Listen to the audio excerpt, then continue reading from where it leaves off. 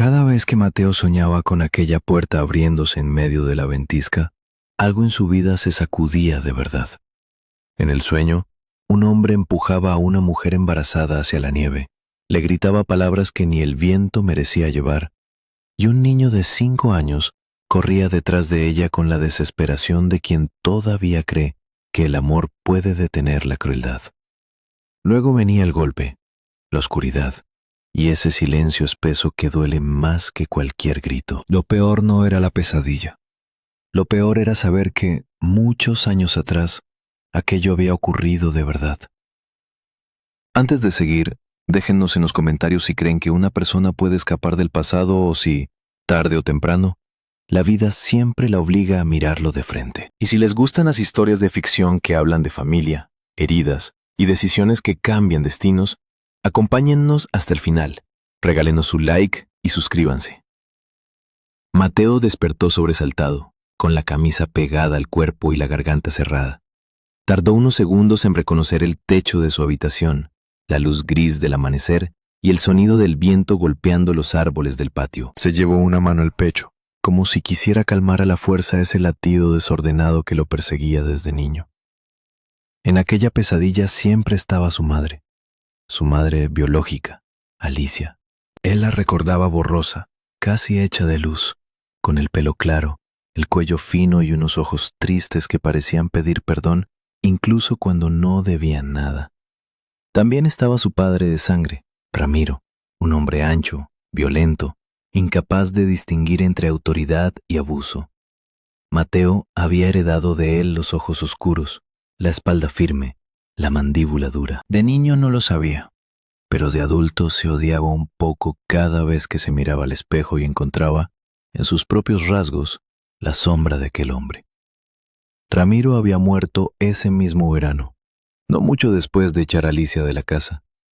Murió en un río, después de haber bebido demasiado y de haber creído, como tantos antes que él, que nada podía pasarle. Los vecinos lo comentaron unos días. Luego siguieron con sus vidas. Lo que nunca supieron fue a dónde fue Alicia aquella noche, ni qué ocurrió con el hijo que llevaba en el vientre. Mateo creció con una pregunta clavada en el alma.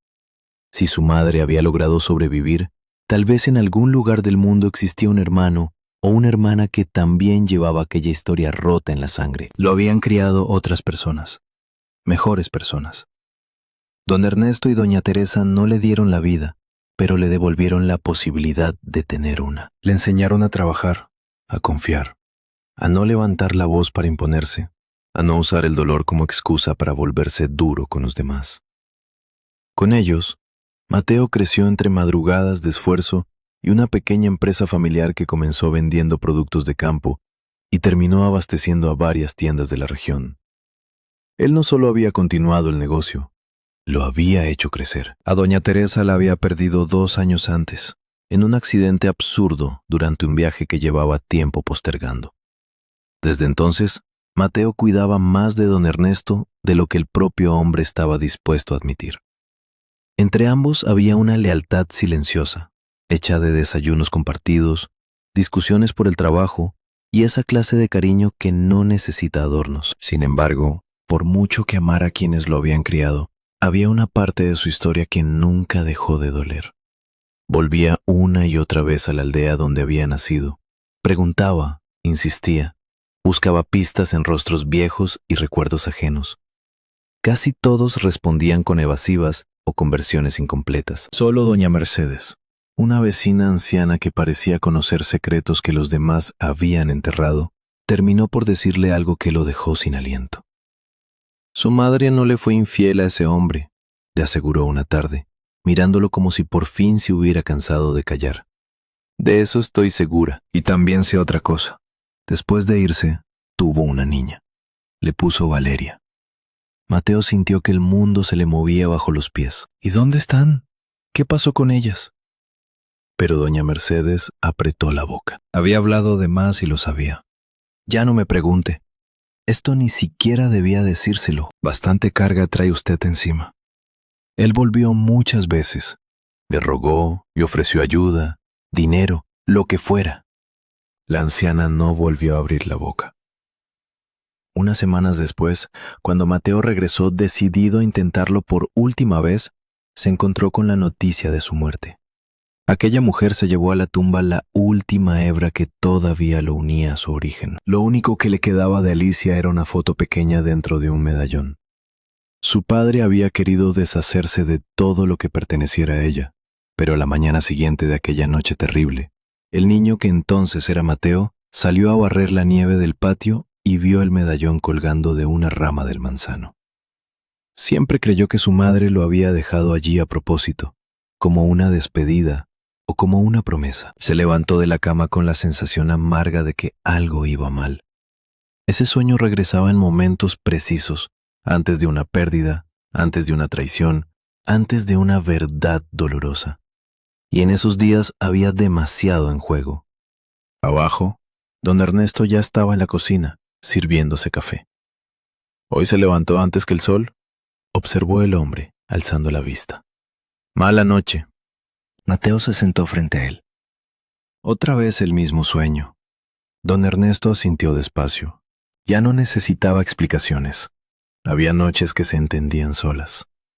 «Yo también ando con mal presentimiento», dijo después. «Está confiando demasiado en ese nuevo socio». Mateo dejó escapar un suspiro. Sabía de quién hablaba. Sergio llevaba semanas insistiendo con una alianza comercial que, sobre el papel, parecía capaz de cambiar por completo el futuro de la empresa. Prometía distribución nacional, presencia en grandes cadenas, márgenes de crecimiento difíciles de rechazar. Demasiado buenos, quizá. «Ya sé lo que me va a decir», respondió Mateo. «Que lo descarte, que es mejor ir lento que meterse con la gente equivocada». «No, lo que voy a decirle es otra cosa», corrigió don Ernesto. «En los negocios no alcanza con ser educado y bien intencionado. A veces hay que poner límites antes de que sea tarde. Usted responde por muchas familias, no solo por la suya». Mateo apretó la taza entre las manos. Aquella frase le pesaba porque era verdad. «También está Verónica», añadió el hombre. «Nunca me gustó esa coincidencia de que la esposa de su futuro socio sea la contadora de su empresa desde hace años. A mí eso no me suena limpio». Mateo ya había pensado lo mismo, aunque le molestaba admitirlo. Verónica era eficiente, reservada, aparentemente impecable en su trabajo. Pero desde que Sergio apareció con su propuesta, la presencia de esa mujer en la empresa empezó a sentirse menos inocente. Antes de que pudiera responder, don Ernesto cambió de tono. «Quería pedirle un favor. Hay una joven del pueblo, hija de una conocida mía. Se llama Valeria. Le está costando mucho conseguir trabajo. Tiene estudios en finanzas, pero por ahora aceptaría lo que aparezca. ¿No podría darle una oportunidad?» El nombre le cayó a Mateo como una piedra en el pecho. Valeria. El mismo nombre que doña Mercedes había pronunciado aquella tarde. Por un segundo sintió que el aire faltaba, pero enseguida se obligó a recuperar la calma. Era un nombre común.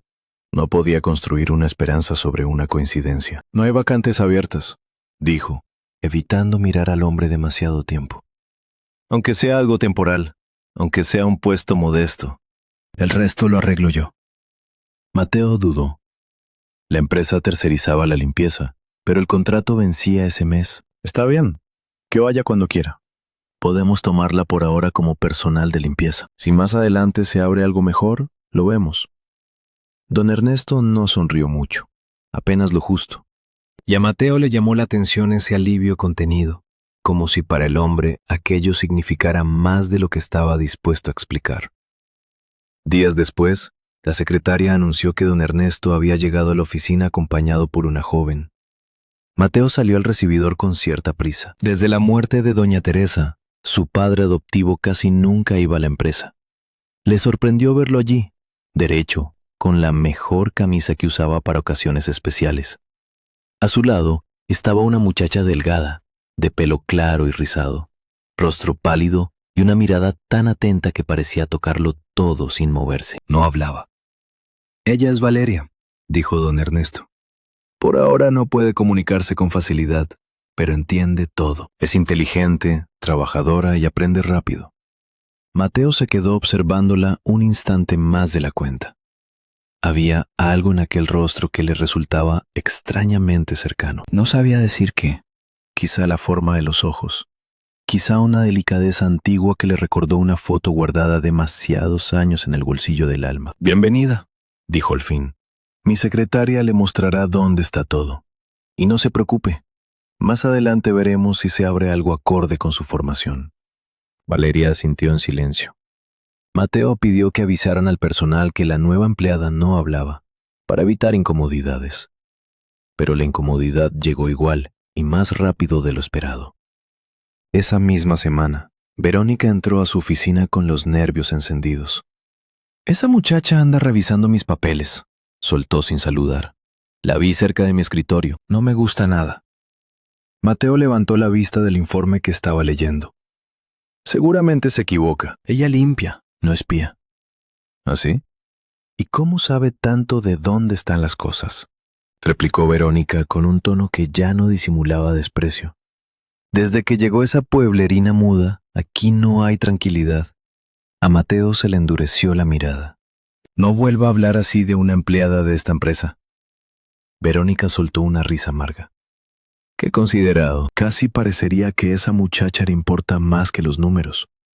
Y hubo algo en la forma en que lo dijo, un destello de miedo en el ojo izquierdo, una rigidez mal disimulada que a Mateo le dejó una inquietud nueva. «Hace tiempo quiero preguntarle algo», dijo él con calma. «Su esposo tiene recursos, contactos, negocios propios. ¿Por qué sigue trabajando aquí por un sueldo que, francamente, a alguien en su situación no le cambiaría la vida?» La mujer se irguió como si lo hubieran insultado. «O sea que, porque mi marido tiene dinero, ¿yo debo quedarme en casa? ¿Eso piensa de mí? ¿Que no valgo por lo que sé hacer?» «No puse eso en duda, solo hice una pregunta». Pero Verónica ya había entrado en un desorden emocional que tenía más de actuación que de ofensa sincera. Se quejó del ambiente, del poco reconocimiento, de la humillación de ser cuestionada por culpa de una limpiadora. Mateo la dejó hablar, aunque por dentro algo empezaba a encajar de una manera incómoda. Cuando ella salió, dio un rodeo por el pasillo y se cruzó con Valeria. La joven llevaba un balde y unos guantes. Bajó la mirada, pero no con sumisión, con una extraña paciencia, como si estuviera esperando el momento adecuado. Lo que Mateo no sabía era que, un par de días antes, Valeria había oído por casualidad una conversación que le confirmó sus sospechas.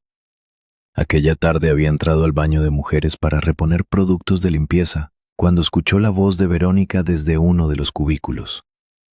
Hablaba en voz baja, pero con esa tensión que vuelve más nítidas las palabras. «Sergio, no podemos demorarlo más. Yo ya acomodé los reportes para que la oferta parezca favorable, pero si sigo moviendo cifras me van a descubrir». Valeria se quedó inmóvil detrás del pequeño cuarto donde guardaban escobas y detergentes. No alcanzó a oír todo lo que respondieron del otro lado del teléfono, pero sí distinguió lo suficiente. Verónica prometía empujar la firma del acuerdo. Decía que, si Mateo dudaba, todavía podían presionarlo con unas supuestas irregularidades fiscales. Hablaba de carpetas, de anexos ocultos, de letras pequeñas con precios inflados y condiciones abusivas. Cuando alguien entró al baño, la conversación terminó, pero para Valeria había sido suficiente. Esa noche no volvió a su casa. Esperó a que el edificio quedara casi vacío, sacó una pequeña libreta, abrió un bolso viejo y se puso a trabajar en silencio. Lo que para otros habría sido un depósito de limpieza, para ella se convirtió durante varios días en una oficina secreta. Tenía estudios en finanzas, sabía leer balances, comparar proyecciones, detectar maquillaje contable. Y además tenía algo más fuerte que la prudencia, una necesidad casi física de proteger a Mateo. Sí, protegerlo. Porque Valeria no había llegado allí por casualidad ni solo por un favor de don Ernesto. Ella sabía quién era él. Su madre se lo había dicho desde que tuvo edad suficiente para entender lo que significaba un hermano perdido. Lo había visto en fotos lejanas, en noticias de la empresa, en imágenes de la inauguración de la nueva planta. Y cada vez que lo veía, sentía una mezcla dolorosa de ternura y culpa. Él había crecido sin su madre. Ella no. Valeria había querido conocerlo antes, muchas veces, pero Alicia siempre encontraba una razón para aplazarlo. A veces era el miedo, a veces la vergüenza, a veces un peligro antiguo que parecía no haberse apagado del todo. Don Ernesto, que nunca dejó de saber dónde estaba Alicia, fue quien dio el paso decisivo cuando empezó a desconfiar de Sergio y Verónica. No solo quería salvar la empresa, también creía que había llegado el momento de reparar, al menos en parte, una herida demasiado vieja. Valeria trabajó de noche durante casi una semana. Comparó documentos, descargó respaldos, encontró correos, rehizo proyecciones. Descubrió que las condiciones reales del contrato habrían puesto la empresa de Mateo al borde de perder el control sobre sus propios productos. También encontró la ruta por la que Verónica estaba construyendo, pieza por pieza, una acusación falsa sobre evasión fiscal. La estrategia era simple: hacerlo sentir atrapado para obligarlo a aceptar un acuerdo ruinoso. Dormía poco, a veces sobre una cama plegable que escondía en el cuarto de limpieza. De madrugada, tomaba agua del dispensador, se lavaba la cara y seguía adelante. Nadie imaginaba que la muchacha silenciosa que cambiaba bolsas de basura y limpiaba escritorios pasaba las noches desarmando una emboscada financiera. Su historia también tenía sus propias ruinas. Años atrás, cuando vivía con Alicia en un departamento modesto de segundo piso, entraron ladrones durante la noche. Su madre estaba enferma y había tomado un sedante. Valeria fue la primera en oír ruidos extraños. No quiso perder tiempo tratando de explicarle nada a una mujer adormecida y débil, así que hizo lo único que se le ocurrió. Abrió la ventana y gritó que había fuego, que estaban intentando quemar el edificio. Pensó, con razón, que la gente reaccionaría antes ante un incendio que ante un robo ajeno. Los vecinos salieron. Los intrusos se pusieron nerviosos. Uno de ellos la golpeó con violencia antes de huir. Valeria sobrevivió, pero desde entonces su voz quedó atrapada. Los médicos hablaron de un cuadro complejo: trauma, shock, daño leve, bloqueo prolongado. Hubo sonidos sueltos, sílabas, intentos. Nunca volvió a hablar con normalidad. Alicia vendió el departamento y se fueron a una casa pequeña, más apartada, con la esperanza de empezar de nuevo y reunir dinero para tratamientos. Pero uno no siempre se aleja del pasado mudándose de barrio. Alicia había llegado hasta allí después de una vida aún más dura. De joven trabajó como médica rural durante un tiempo. Cuando conoció a Ramiro, él todavía no era el hombre torcido en el que terminaría convirtiéndose. Le prometió cambios, calma, estabilidad. Alicia le creyó, quiso creerle. Cuando entendió con quién se había casado, ya tenía un hijo en brazos y otro en camino. Ramiro no solo bebía, también se había vinculado con gente peligrosa, hombres acostumbrados a resolver todo con amenazas y dinero oscuro. Aquella noche en que expulsó a Alicia de la casa, estaba fuera de sí. La acusó de una traición que nunca existió. Ella caminó horas bajo el frío, mal vestida, casi sin fuerzas, hasta que se desplomó cerca del camino. Pocos se atrevieron a ayudarla. Muchos le tenían miedo a Ramiro y a los hombres con los que se relacionaba. Quien sí la ayudó fue don Ernesto. Entonces, un hombre más joven y doña Teresa. La escondieron, la curaron como pudieron, la llevaron de un lado a otro para que nadie la encontrara. Después nació Valeria. Durante un tiempo se habló de que Mateo también fuera llevado con ellas, pero la situación era frágil, y cuando Alicia intentó acercarse más tarde, el niño ya llamaba mamá a doña Teresa y papá a don Ernesto.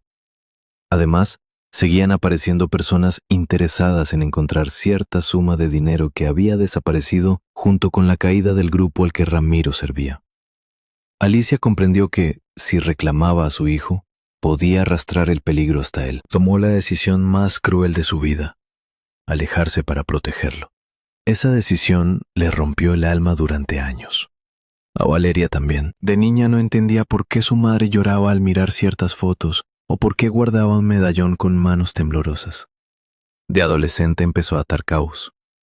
De adulta ya sabía toda la verdad y cargaba con una lealtad doble: a la madre que había sufrido y al hermano al que nunca habían dejado de amar. Mientras Mateo seguía dudando entre el negocio prometedor y sus propias alarmas internas, Valeria preparaba la única defensa que podía ofrecer. El día de la reunión final, Llegó con un cielo bajo y una quietud extraña. Sergio apareció impecable, sonriendo con la seguridad de quien cree que ya ganó. Verónica llevaba una carpeta roja bajo el brazo y un conjunto sobrio que parecía elegido para inspirar confianza. Mateo entró a la sala con los hombros tensos. Don Ernesto no estaba allí. Había dicho que no quería interferir, pero antes de salir de casa le había apoyado una mano en el hombro, como si intentara transmitirle una fuerza silenciosa. La reunión comenzó con formalidades, gráficos y frases calculadas. Sergio habló de expansión, de oportunidad histórica, de crecimiento acelerado. Verónica tomó la palabra para presentar un análisis independiente y pidió que proyectaran los documentos en la pantalla. Ella estaba segura de lo que iba a parecer. No fue eso lo que pareció. La primera tabla ya mostraba una diferencia brutal entre lo prometido y lo real.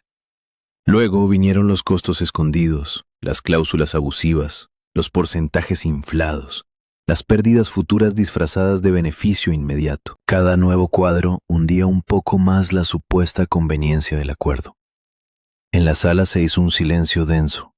Uno de los gerentes carraspeó. Otro pidió retroceder una diapositiva, convencido de que había entendido mal. No había entendido mal. Verónica palideció. Esto no es lo que yo preparé, balbuceó. Sergio giró la cabeza hacia ella con una expresión que ya no tenía nada de amable. Mateo no dijo nada al principio, solo observó.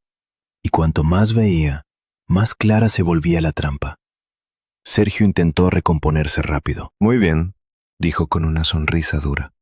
Supongamos que hubo una confusión en el análisis. Igual hay otros asuntos que debemos considerar. Hizo una seña a su esposa. Verónica abrió la carpeta roja y sacó varios papeles. Si usted decide retirarse del acuerdo, continuó Sergio, mirando a Mateo, hay información que podría interesarle mucho a la autoridad fiscal. Había elegido mal sus palabras. Sonaron menos a advertencia legal y más a chantaje torpe. Mateo extendió la mano para tomar los documentos. Verónica se los alcanzó con dedos temblorosos. Elogió la primera página y frunció el ceño. Luego la segunda, luego la tercera. No eran pruebas contra él. Eran rastros claros de alteraciones contables internas, accesos no autorizados, movimientos realizados desde la cuenta profesional de Verónica, versiones paralelas de informes, instrucciones cruzadas con fechas y correcciones que la comprometían a ella. La mujer abrió la boca, volvió a mirar la carpeta y entendió, demasiado tarde, que ya no tenía en las manos la munición que había pensado usar. ¿Qué hizo?, susurró Sergio, volviéndose hacia ella. ¿Qué hizo? Verónica no respondió. Parecía haberse quedado sin sangre. En ese momento la puerta se abrió. Valeria entró con otra carpeta entre los brazos. Detrás de ella venía una mujer de pelo claro, más envejecida de lo que Mateo había imaginado 1000 veces, pero con los mismos ojos grises, la misma tristeza noble, la misma delicadeza de la foto guardada en el medallón. Mateo se quedó inmóvil.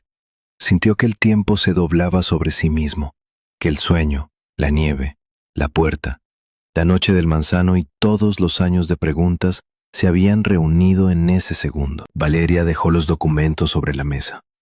La mujer dio un paso al frente, como si temiera que cualquier movimiento brusco pudiera romper algo frágil e irrepetible. Mateo la reconoció antes de poder razonarlo, no por la lógica, no por las pruebas, por el cuerpo entero. Alicia. La sala quedó suspendida en una quietud extraña. Nadie sabía ya si aquello seguía siendo una reunión de negocios o si acababan de entrar a un asunto mucho más importante. Alicia miró a Mateo como se mira un milagro que uno no se cree merecer. Quiso hablar, pero apenas le salió aire. Los labios le temblaron. Al final solo abrió los brazos. Mateo no recordaría después cómo llegó hasta ella. Solo recordaría que, cuando la abrazó, sintió por primera vez en su vida que una parte de su dolor encontraba forma, peso y temperatura humanas. Sergio protestó algo. Habló de procedimientos, de manipulación, de locura. Uno de los asesores legales de la empresa, que había estado presente en silencio, le pidió que se sentara y guardara silencio. Otro ya revisaba los documentos que Valeria había traído. Respaldos, copias, registros de modificaciones, pruebas suficientes para desmontar tanto el contrato como la acusación falsa. La suerte de Sergio y Verónica se desmoronó ahí mismo, sin necesidad de gritos. Cuando por fin la sala se vació y solo quedaron los que realmente importaban, Mateo seguía sentado, como si el cuerpo aún no supiera cómo acomodarse a tanta verdad de golpe. Alicia lloraba en silencio.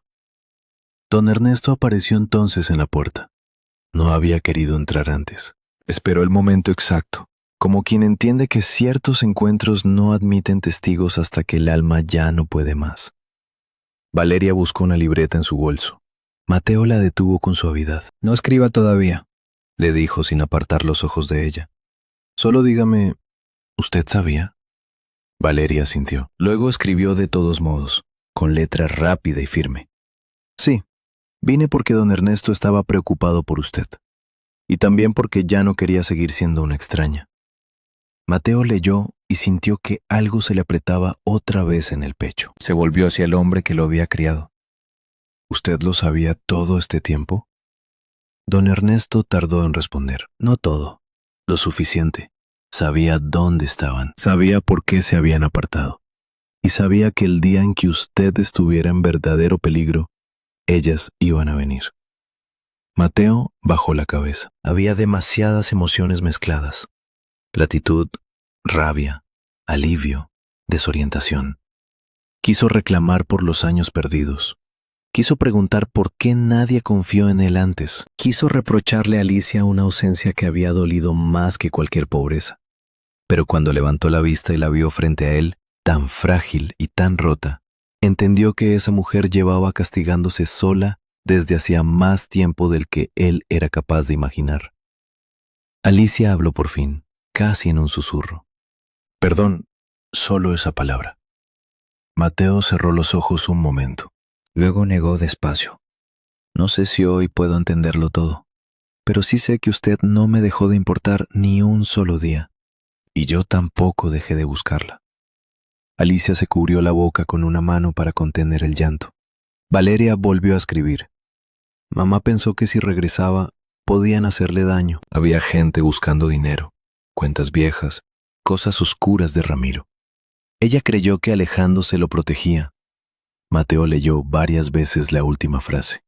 No curaba nada, pero explicaba mucho. A partir de ahí, las horas se llenaron de relatos demorados.